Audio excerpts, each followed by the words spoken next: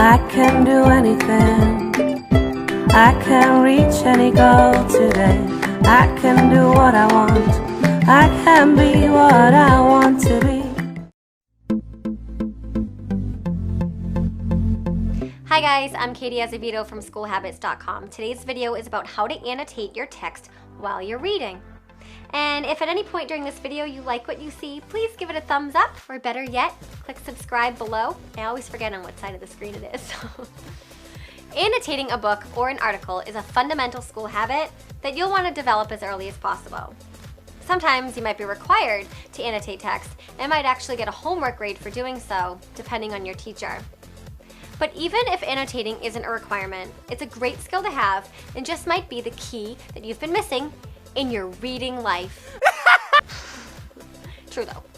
So first things first, annotating means taking notes on a text, either in a book or an article or something similar. So to annotate means to take notes. Now you might be wondering why the heck you'd want to annotate anyway. For so many reasons, but the most important reason you'd annotate is for a deeper understanding of the material. So taking notes on your text helps you comprehend what you're reading on a much deeper level than if you were to just read it straight through. So here are 4 major benefits of annotating. Number 1, it keeps you awake and engaged as you read. You have to stay awake. And it reduces your chances of fake reading syndrome. I've coined that. I think, when you read and you think you're reading and you're not.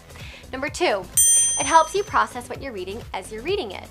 Number 3, it slows down your reading, which is actually a good thing because decreasing your pace can often increase your comprehension and retention.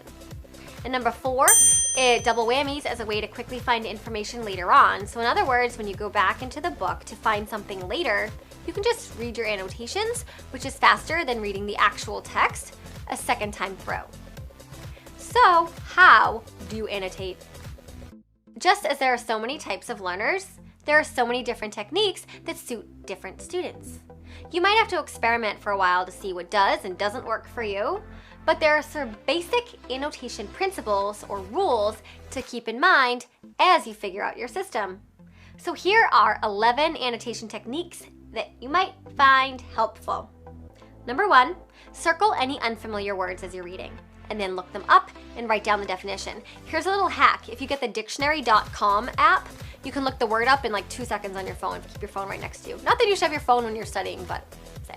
Number 2, use question marks in the book to indicate areas of uncertainty. So anytime you're reading and you're like, what?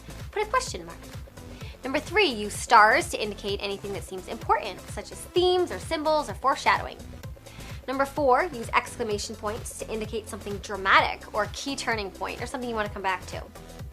Number 5, circle or mark somehow, pick a shape, use a trapezoid. I don't even remember what a trapezoid looks like. Circle any character names anytime they are introduced for the first time in the book. Number 6, keep a list somewhere, maybe on the inside cover, of all the characters and their traits. And you would add to this list as new characters are introduced or as you learn more about the existing characters. Number 7, write your notes in the margins, which is the best method, on sticky notes, which is a decent method, or in a separate notebook, which is your least favorable method. But if you don't own the book, you can't write in it, so you might have to do that. Number 8, paraphrase, which is a summarization technique.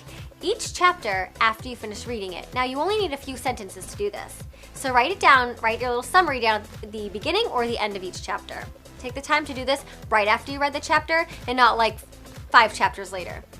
Number 9, write down any questions that you have about the text. Either questions you're willing to wait to find out the answer to as you read further, or questions that you want to bring up to your teacher in class the next day.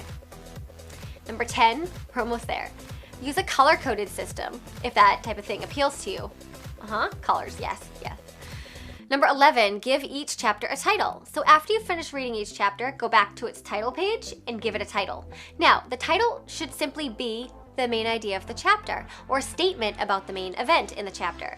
If the chapter already has a title, chances are that it's just a catchy one. It's interesting and not helpful. So still go ahead and title it yourself with a little summary statement. Here's a note though. If you're reading a text on your tablet or your iPad, you can still annotate. There are so many cool apps that allow you to circle, underline, highlight, use a trapezoid, doodle, whatever. Just do a basic search for annotation apps and you'll find a bunch. I Annotate PDF, I think is a good one. I don't know if things have changed, but that used to be a good one. I think you have to pay for it though. Check it out.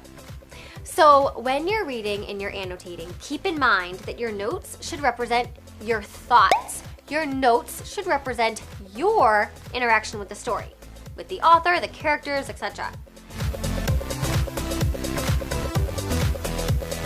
You don't worry about writing things down that just sound smart just because you think that's what your teacher wants. It's totally pointless.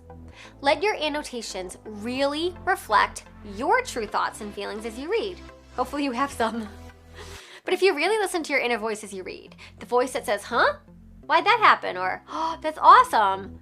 Or, that's not a good sign. All those things that pop up into your head when you're reading, then the whole process of annotating is so much easier. You think it up here, you write it down here. And you'll have to think less about it that way. I promise.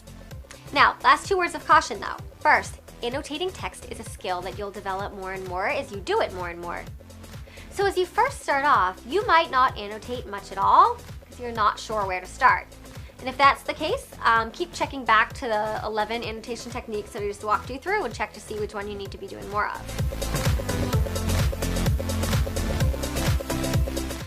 It's okay to be reserved as you start though. You'll get the hang of it soon enough. But I have also seen the opposite, where a student underlines like every single word on a page or highlights the entire article or chapter as just neon the whole way through. When you do this, nothing stands out, which defeats the purpose of taking notes in the first place. So definitely go easy on the markings, go easy on the highlighter, or your notes, they're not gonna be helpful. My second word of caution is that while annotating is an excellent skill that allows you to get that deep, close understanding of a text, you don't need to do it all the time. If you're reading a book for pleasure, relax, just read the book. If you're reading an article in one of your favorite magazines, just relax and read the article.